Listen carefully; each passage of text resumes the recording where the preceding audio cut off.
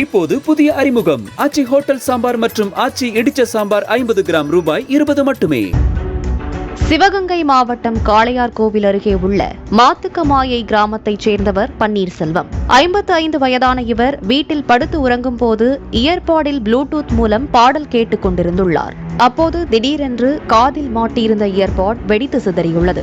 இதனால் பன்னீர்செல்வத்துக்கு காதில் பலத்த காயம் ஏற்பட்டது. இதையடுத்து உறவினர்கள் உடனடியாக அவரை 108 வாகனம் மூலம் சிவகங்கை அரசு மருத்துவக் கல்லூரி மருத்துவமனையில் அனுமதித்தனர்.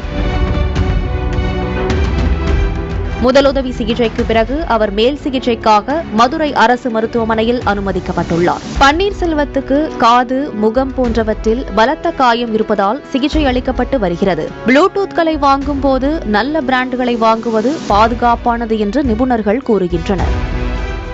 இப்போது புதிய அறிமுகம் ஆச்சி ஹோட்டல் சாம்பார் மற்றும் ஆச்சி இடிச்ச சாம்பார் 50 கிராம் ரூபாய் 20 மட்டுமே.